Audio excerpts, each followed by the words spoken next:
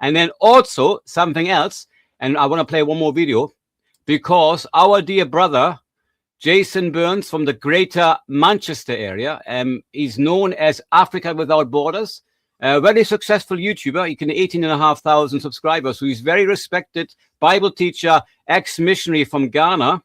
This man knows what he's talking about, and he put some sermons together. They're also on his and my YouTube, and he's talking about the danger of annihilationism.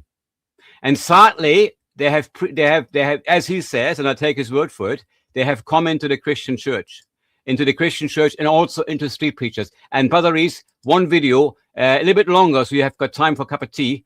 Let me see whether I can find it. Here we are, Jason Burns, recorded about 3 days ago.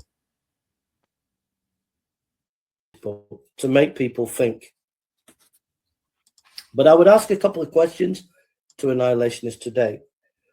Why is it that your doctrine is loved by the Jehovah's Witnesses, the Mormons, the Seventh-day Adventists, the Christadelphians, and heretical groups? Why are heretical groups absolutely love this teaching? That's the first question. Second question, how do you deal with Revelation 14, verse 10 and 11? How do you get around that passage? That's the second question. Third question, why is it that in the history of the church, you can only find a handful at best of people who might have espoused this doctrine of annihilationism, but you can't find it in the creeds or in 90.9% of the great teachers of the church? You can't find it in the great creeds or in the history of the church. You only find it in one or a handful at most people in the history of the church. And even then, some of them are known to be heretical, like the Socinians, for example. So those are some questions that annihilationists need to think about.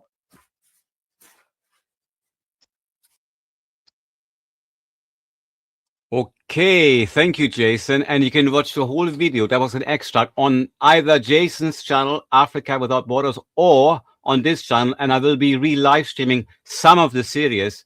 And that's very important, Brother Reese. And I spoke to you before about this, and I make an open appeal. I think, Reese, you will probably say you agree with me, because we want to make an appeal to all of you.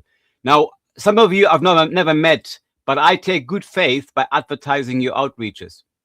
But if there is any hint that maybe either leading members or any other members, part of your outreach teams, believe in annihilationism, which basically means that you believe that the devil, his angels, and all unbeliever cease to exist, but there will be no conscious punishment.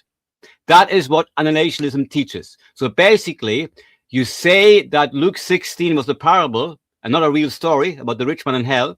And you completely have to explain Revelation 14, where the devil and his angels will be tormented forever and ever and ever. So if you believe that and you're part of a street preaching situation, you should get out of there.